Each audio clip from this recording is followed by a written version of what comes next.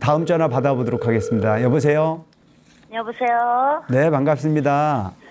아유, 스님 너무 반가워서 눈물이 나네요. 네, 보살님 어디 사시는 누구시죠? 김포 사는 이종숙입니다. 네, 이중숙 불자님 반갑습니다. 어떤 사연을 전화 주셨나요? 아유, 저는 사연이 많아요. 네. 저는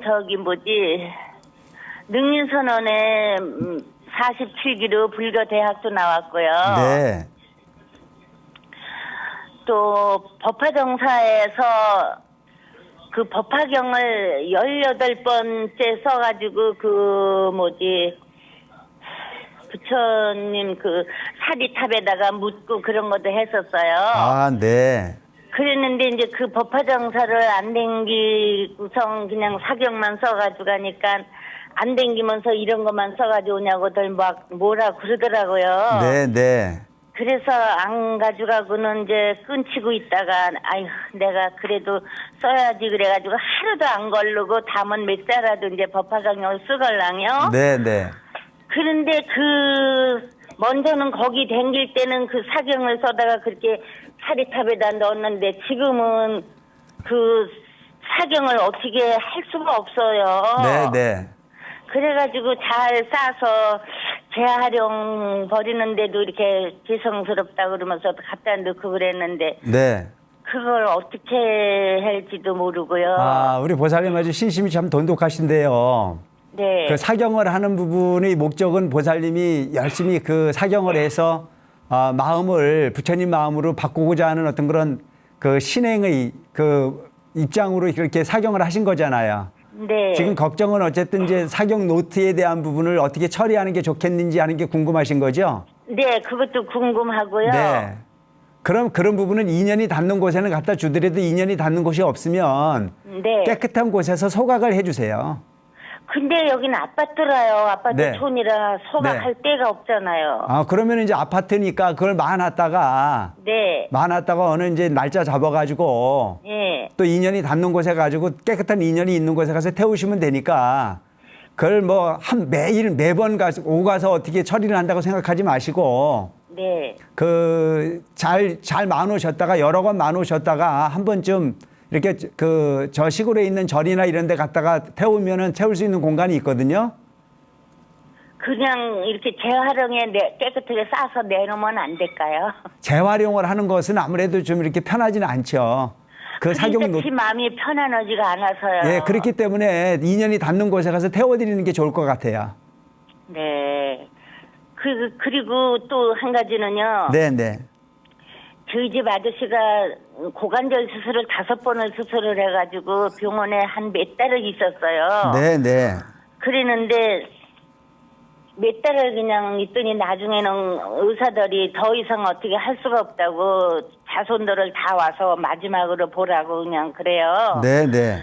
그래서 참 너무 기가 막혀서 의사들을 그냥 막 니들이 의사냐고 돈 다 까먹고 빨아먹은데 의사냐고 막 욕도 하고 그랬는데 네. 그러는데 이제 우리 친구가 네, 네. 그러면서 전화가 아저씨 어떠냐고 전화가 왔길래 우리 집 아저씨 얼마 못 산대 유족하대 기도 좀 해줘 이제 이 소리가 얼른결에 나왔네요.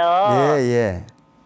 그러니까 그럼 기도해주고 말고 그래가지고 교회 다니는 이가 기도도 하고 또 우리 거기 병원에까지 찾아오고 그랬는데 나만 보면 다 보문이 아니라 날마다 전화를 해요. 교회 네. 한 번만 와달라고요. 네, 네. 그래서 지가 그 기도해달라는 죄로다가 내가 한 번은 가줘야지.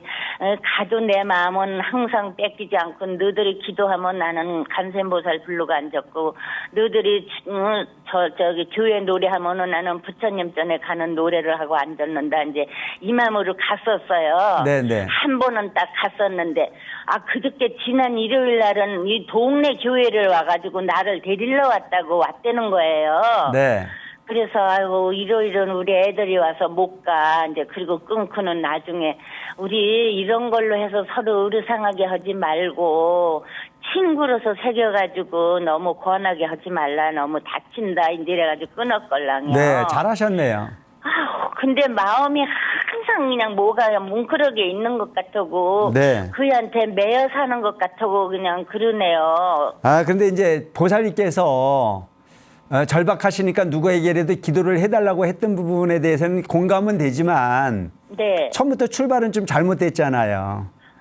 그분이 종교가 우리하고 다르다라고 하는 생각을 분명히 하고 계셨을 텐데도 기도해달라고 부탁했던 게 좀 문제가 됐던 것 같고요. 네. 그분의 입장에서는 그분이 기도를 했기 때문에 쾌차가 됐다라고 하는 쪽의 생각을 할 수도 있거든요. 근데 이 기도해달라기 전에 옛날에 서울 살 때도요. 네.